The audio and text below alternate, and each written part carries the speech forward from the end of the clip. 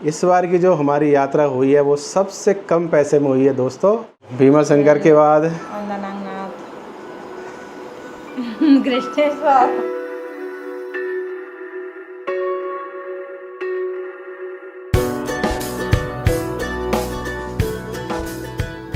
Hello friends, नमस्कार। स्वागत है आप सभी का फिर से एक नए वीडियो में। तो आज हम आपको बताने वाले हैं कि हमारी 12 ज्योतिर्लिंग और 4 धाम की यात्रा में कितना खर्च हुआ है। तो आप बने रहें हमारे इस वीडियो में एंड तक और बिल्कुल भी स्किप ना करें, क्योंकि आज पूरा टोटल खर्चा आपको बताने वाले हैं। क्योंकि भाई इस वीडियो की डिमांड इतनी आ रही थी, आप हर जगह कमेंट कर रहे थे, फेसबुक, यूट्यूब, इंस्टाग्राम। ऐसे में आप सभी को इसका जवाब मिल जाएगा। तो सबसे बड़ी बात आपको ये बता दें कि जो हमने पिछली यात्रा की थी, पिछली बार जो 12 ज्योतिर्लिंग 4 धाम की यात्रा की थी और इस बार की जो की है, उसमें जो टोटल खर्च हुआ है ना, दोनों का अंतर देखा जाए तो वो ज़मीन और आसमान का अंतर है भाई। इस बार इतना कम खर्च आएगा हमें विश्वास भी नहीं था। हम लोगों ने उम्मीद नहीं की थी। हम लोगों ने उम्मीद तो की थी कि कम आएगा पिछली यात्रा से, लेकिन इतना कम आएगा वो सोचा नहीं था। तो आप लोगों को भी जानकर खुशी होगी इसकी, क्योंकि अगर आप लोग बाइक से 12 ज्योतिर्लिंग और 4 धाम की यात्रा करने वाले हैं तो भाई आप ये वीडियो देखने के बाद अपनी यात्रा का प्लान जल्दी कर लोगे।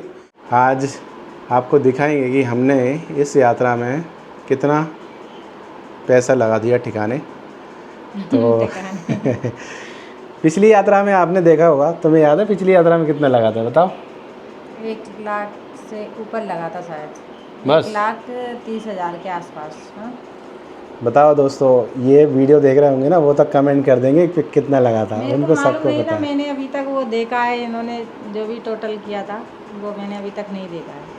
तो पिछली यात्रा में हमारा खर्च हुआ था टोटल 1,65,000 रुपये। इतना पैसा लग गया था भाई। लेकिन इस बार की जो हमारी यात्रा हुई है वो सबसे कम पैसे में हुई है दोस्तों। तो आप सभी को पता है कि हमने इस बार भोलेनाथ के कितने ज्योतिर्लिंग के दर्शन किए हैं? 12 भाई ये यात्रा करके आई यार, इसको खुद पता नहीं है। बताओ कौन सी दुनिया में रहती है यार ये। स्टार्ट बताओ कहाँ से किया आपने? स्टार्ट किया था हमने ओमकारेश्वर से। ओमकारेश्वर ज्योतिर्लिंग आप गिनते जाना, ठीक है ना। ओमकारेश्वर ज्योतिर्लिंग, महाकालेश्वर ज्योतिर्लिंग, इसके बाद नागेश्वर ज्योतिर्लिंग, सोमनाथ ज्योतिर्लिंग, त्र्यंबकेश्वर ज्योतिर्लिंग, भीमा शंकर ज्योतिर्लिंग। लाइन से चलो जो किया था, अभी तो इसको लाइन का तक पता नहीं है भाई। त्र्यंबकेश्वर, फिर भीमा शंकर, और भीमा शंकर के बाद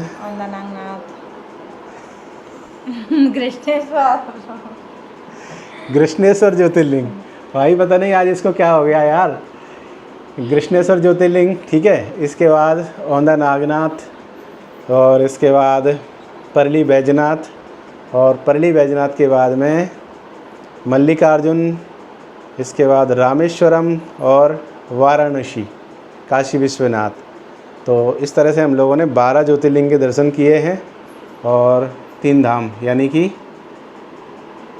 सबसे पहले द्वारिकाधीश भगवान श्री कृष्ण के दर्शन, इसके बाद रामेश्वरम भगवान रामनाथ स्वामी के बाद जगन्नाथपुरी यानी भगवान जगदीश यानी जगन्नाथ भगवान के दर्शन किए।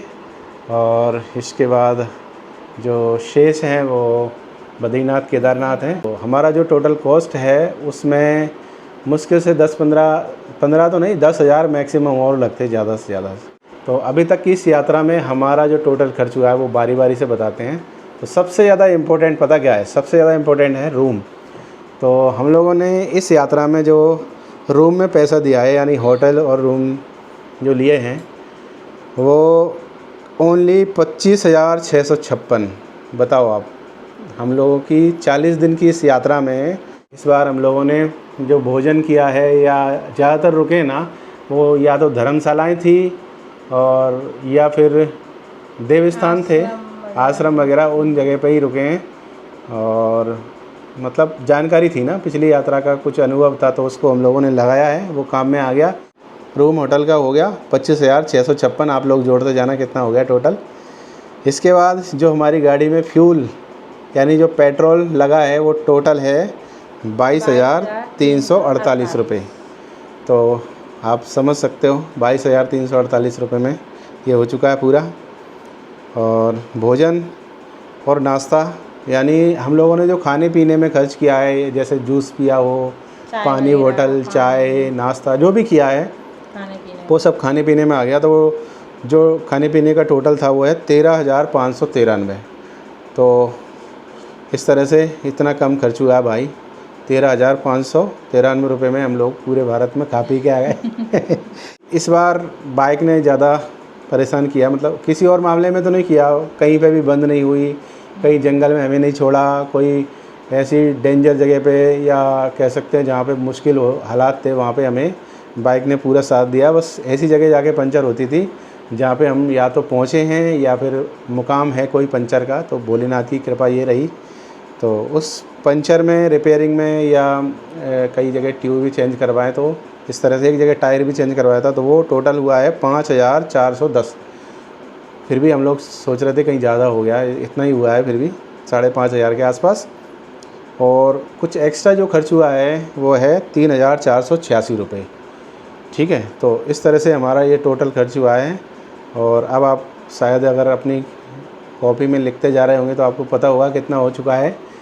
बाकी हम आपको बता देते हैं कि होटल, रूम, पेट्रोल, भोजन, नाश्ता, बाइक में और साथ में जो एक्स्ट्रा हुआ है वो सबको मिला करके इस बार हमारी पूरी यात्रा में कॉस्ट आया है 70,493 रुपये। तो भाई आप समझ सकते हो यार, पिछली बार 1,65,000 रुपये और इस बार डायरेक्ट 1 लाख रुपये कम हुआ है। बताओ, 70,000 में हम पूरी भारत यात्रा करके आ गए। तो ऐसे में आप लोग सोचेंगे कि अभी तो पहाड़ों का बाकी है, तो पहाड़ों में देखो हम लोग बनारस से यहाँ आए, तो बनारस से हमारा घर 800 किलोमीटर था। तो बनारस से अगर उधर जाते हरिद्वार तरफ तो उधर भी इतना ही था। तो कह सकते हैं कि जैसे घर पे आए तो उधर पहुँच जाते और फिर वहाँ से आना रह जाता। तो इसको आप हम तो मिनिमम 5,000 में भी कर सकते थे वो चीज़, लेकिन मान लो 10,000 तक हम पूरा कंप्लीट कर लेते तो पूरी जो भारत की यात्रा यानी 12 ज्योतिर्लिंग और 4 धाम की इस यात्रा में 80,000 टोटल ये मान के चल सकते हो कि 80,000 रुपये में ये हम लोगों ने कंप्लीट कर ली है। तो आप लोगों ने देखा कि किस तरह से हम लोगों ने इतना कम खर्च में पूरी यात्रा कर ली है। और आपको आपके जो सवाल थे उनका जवाब मिल चुका होगा। बाकी आप अपने हिसाब से अनुमान लगा सकते हैं कि आप और कितना खर्च कर सकते हैं। और अब मैं नेक्स्ट वीडियो लेकर आऊँगा अपनी बाइक के बारे में, क्योंकि बहुत लोग पूछ रहे हैं कि आप क्या क्या कैरी करके लेके गए थे और आपने कैसे कैसे उसको तैयार किया, पूरा प्रोसेस बताइए। क्योंकि जब बड़ी बाइक से कोई जाता है तो उसमें वो पैनियर और टॉप बॉक्स लगाने के बाद 30-40 हज़ार का खर्चा तो उनका वही हो जाता है। हमारा तो केवल 50 रुपये का खर्चा था भाई, और कितने कम खर्चे में हमने वो तैयार कर ली थी हमारी बाइक, तो वो वीडियो मैं आपको बताऊंगा। तो बाकी इस वीडियो को यहाँ तक देखने के लिए आपका बहुत बहुत आभार। मिलते हैं आप सभी से अगले वीडियो में, तब तक के लिए जय भोलेनाथ। जय भोलेनाथ।